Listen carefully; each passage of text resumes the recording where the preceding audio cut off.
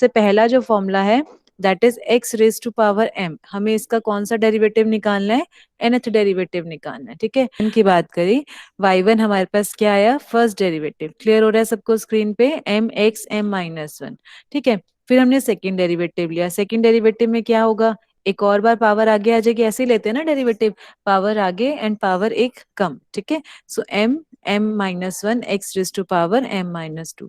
फिर जब हम y3 की बात करेंगे, मीन्स जब हम थर्ड डेरिवेटिव लेंगे, तो उसमें m-1 m-2 and x raise to power m-3, ठीक है। तो ये हमारे पास क्या आ जाएगा, थर्ड डेरिवेटिव आ जाएगा। तो इन जनरल हमारे पास nth डेरिवेटिव की अगर हम बात करें, मैं आपको एक बार इसे एग्जांपल से क्लियर कर रही हूँ। Suppose y is equal to suppose x cube, ठीक है। सो इसका 3x² ना, मैं इसमें कैलकुलेशंस नहीं कर रही, मैं सिर्फ ऐसे लिख रही हूँ 3 × 2 × x, अभी पता लग जाएगा आपको। उसके बाद थर्ड डेरिवेटिव क्या होगा, मीन्स 3 × 2, ये मल्टीप्लीकेशन का सिंबल है बीच में, ठीक है। एंड अगर मैं आपको बोलूं आप इसका फोर्थ डेरिवेटिव बताओ, आप यहाँ पे एक चीज नोट करो, पावर जो थी वो 3 थी, राइट। सो 3 अगर पावर है और अगर आप उससे ज्यादा सफिक्स वाला डेरिवेटिव ले रहे हो, तो वो आपके पास आंसर क्या आ रहा है, 0 आ रहा है, ठीक है। तो यहाँ पर जो हम कंसेप्ट डिस्कस कर रहे हैं, हम ले रहे हैं y is equal to x raise to power m, ठीक है।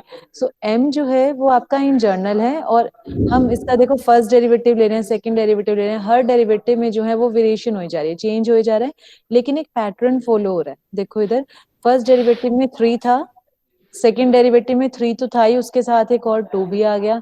थर्ड डेरिवेटिव में यहाँ पे अगर मैं यहाँ पे इनटू में 1 लिख दूं तो भी कोई दिक्कत नहीं है, क्योंकि 1 किसी के साथ भी आप मल्टीप्लीकेशन में ले सकते हैं। दैट मीन्स 3 × 2 × 1 है ना। दैट मीन्स जो नंबर एक बार आ गया वो तो आ ही रहा है, और हर डेरिवेटिव पे एक ऑर्डर जो है वो आपके पास कम हो रहा है। मतलब अगर यहाँ पे 3 है तो यहाँ पे 2 आ गया, यहाँ पे 1 आ गया। तो दो कंसेप्ट है, अगर मालूम मैं बोलती हूँ y का ये जो मैंने फंक्शन लिया x क्यूब, इसका 2 डेरिवेटिव लिखो, तो यहाँ पर आप क्या लिखोगे, 3 × 2, है ना। अगर आपने सेकंड डेरिवेटिव लिया तो आपके पास 2, यहाँ पे 2 नंबर्स आए, तो उसी पे मैं वापस चलती हूँ। अब जैसे ये है, यहाँ पे देखो फर्स्ट डेरिवेटिव में आपके पास क्या आया, m आया, सेकंड डेरिवेटिव में हमारे पास क्या आया, m-, मतलब 2 नंबर्स आए। ध्यान से समझना, ये जनरलाइजेशन समझा रही हूँ, ये आपको धीरे धीरे क्लियर हो जाएगी, काफी बार यूज होनी है। अगर थर्ड डेरिवेटिव था तो कितने इंडेक्स आए, 3, तो अब हमें कितने लेना है, nth डेरिवेटिव लेना है। एक और बात नोट करो, अगर यहाँ पे 3 था तो यहाँ पर m-2 आया, मींस एक लेस आया। अब इसे यहाँ पे जर्नलाइज करो, हमने स्टार्टिंग हमेशा कहाँ से होगी, m से होगी, एंड लास्ट नंबर कहाँ तक जाएगा, जो नंबर यहाँ पर है उससे एक कम यहाँ पे माइनस होगा। तो यहाँ पे नंबर क्या है, n, राइट। तो यहाँ पर एक नंबर क्या आएगा, m-n-1, ये आपने यहाँ पे ब्रैकेट ओपन हुई हुई है, उससे आपका m-n+1 आया, ठीक है। सो जो nth डेरिवेटिव है वो हमारे पास ये आएगा। हाँ, अगर n और m इक्वल हैं, जैसे मैंने आपको वहां पे एग्जांपल बताया y is equal to x³, उसका अगर थर्ड डेरिवेटिव हम देखें, थर्ड डेरिवेटिव क्या आएगा, 6 आया था ना उसमें, तो m-1 आया।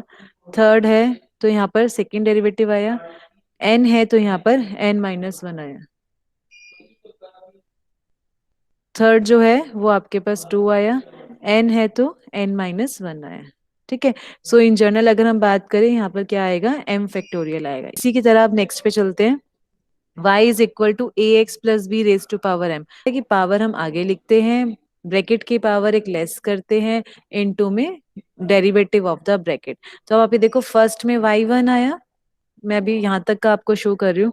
सेकेंड डेरिवेटिव में हमारे पास क्या आया, देखो एक और बार m-1 आ जाएगा, थर्ड डेरिवेटिव में m-1 m-2 आ जाएगा।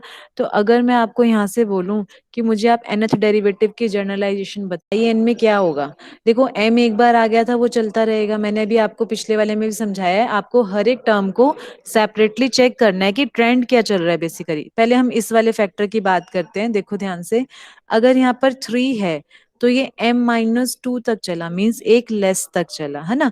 और यहाँ पे अगर n है तो एक लेस तक ये n-1 है, ये ब्रैकेट ओपन करी हुई है इसलिए वो आपको -n+1 दिख रहा है, मतलब m वाले फैक्टर्स के बाद a की पावर पे आओ, हर टर्म को ना अलग अलग ऑब्जर्व करना है। अब देखो अगर फर्स्ट डेरिवेटिव था तो a की पावर 1 आई, सेकंड डेरिवेटिव था तो a की पावर 2 आई, थर्ड डेरिवेटिव है तो a की पावर 3 आई, तो nth डेरिवेटिव है तो a की पावर क्या आनी एन n।